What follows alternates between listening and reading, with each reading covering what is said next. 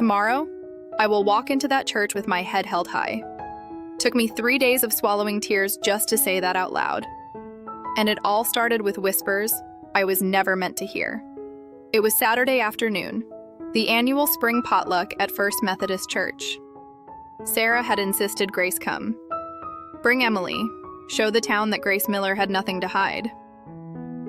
That morning, Sarah had said, "Sarah, you cannot hide forever, honey. Small towns talk. The best defense is showing up and being yourself." So Grace had come. She dressed carefully, a modest blue dress, her mother's pearl earrings, hair pinned back the way Mama used to like.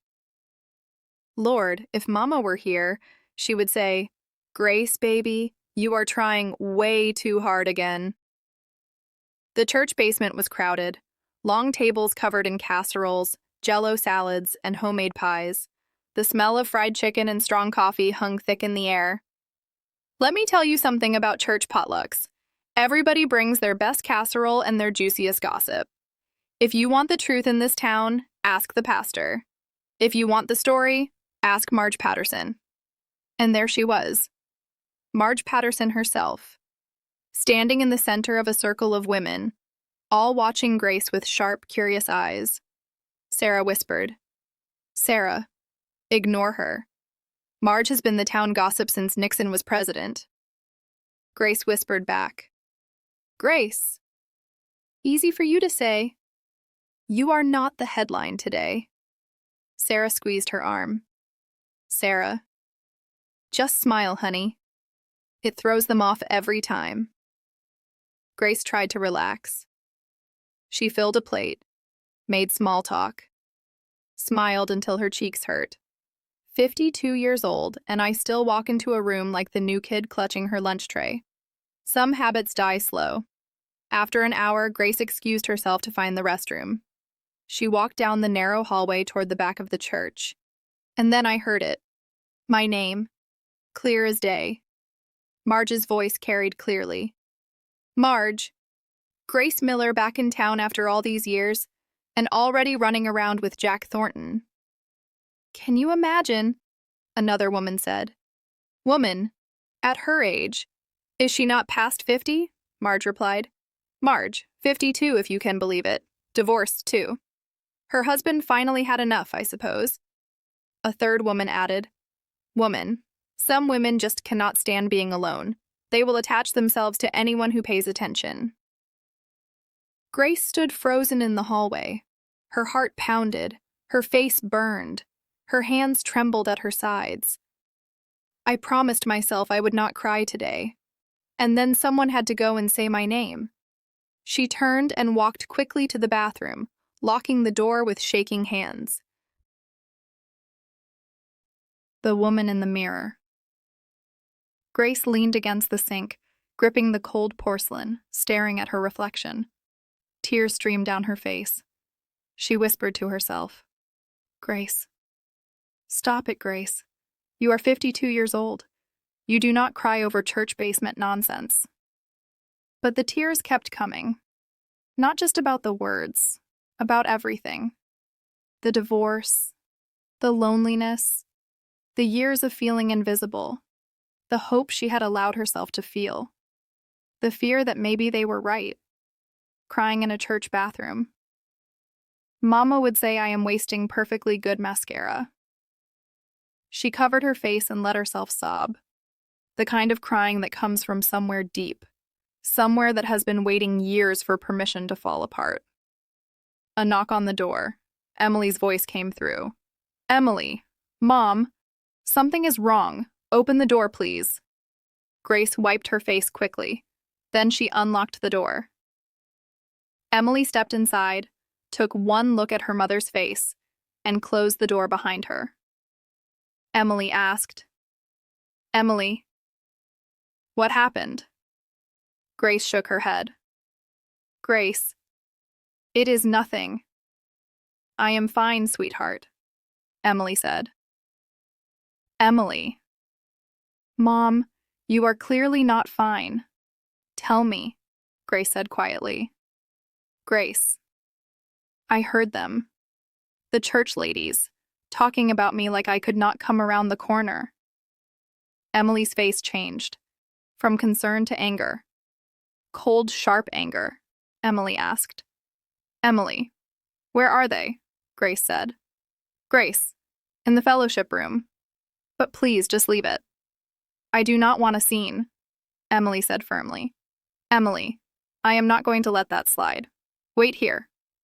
But Emily was already gone. Grace stood in the bathroom, heart racing. I did not know whether to hide or follow. Part of me wanted to disappear. Part of me wanted to follow the only person in this place who still sees me for who I am.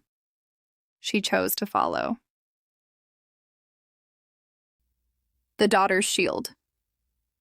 By the time Grace reached the fellowship room, Emily was already inside. She stood in front of Marge Patterson, arms crossed, chin lifted, every inch her mother's daughter. Emily spoke calmly. Emily. Mrs. Patterson, right. With all due respect. Actually, scratch that. No respect right now. I am Emily, Grace's daughter, Marge said, startled. Marge? Oh, yes. We were just... Emily cut her off. Emily, I know exactly what you were doing a minute ago. The other women shifted uncomfortably. Emily continued. Emily, let me tell you something about my mother. She raised me practically alone while my father worked 70-hour weeks. She gave up her career so I could have a parent at home. She stayed in a marriage that was suffocating her because she thought it was the right thing to do. She stepped closer. Emily. And when that marriage ended, she did not fall apart, not even for a minute. She got in her car, drove to her mother's house, and started over. At 52. How many of you could do that? Grace appeared in the doorway, watching her daughter defend her to a room full of strangers. She looked so much like me, only braver, louder, and wearing better shoes. Emily turned to her mother. Emily. Mom, these women peaked in 1985 and never moved on. You are starting over at 52. That takes more courage than they will ever have, Marge said weakly. Marge. We did not mean any harm, Emily replied. Emily. Then maybe next time think twice about the harm you did not mean. She walked to her mother. Emily. Come on, Mom. We are leaving. They walked out together. The afternoon sun hit them as they stepped outside, warm and bright after the dim church basement. Emily stopped by the car. Emily. Mom, are you okay? Grace's tears flowed again. Grace. You did not have to do that, baby, Emily said. Emily. Yes, I did. You are my mom. Nobody talks about you like that. Nobody. Their eyes were like knives, those women. But my daughter's hands were like bandages. Emily hugged her tightly. Emily. That is what family does. We show up. They held each other in the parking lot, two generations of Miller women, stronger together than apart. Emily pulled back and said, Emily. Mom, I still have concerns about Jack. But I think I understand now. You spent your whole life being small, being appropriate, being what everyone needed. Maybe it is time to be something else, Grace asked. Grace? Like what?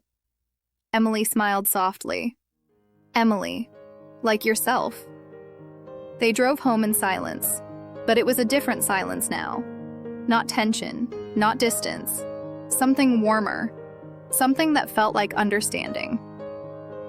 At 52, I finally learned something worth keeping. You can survive judgment. You just need one person who loves you loud enough to drown it out. They said I was too old for butterflies. Nobody told the butterflies. Tomorrow I'm walking back into this town. No hiding, no apologizing. Just being Grace Miller.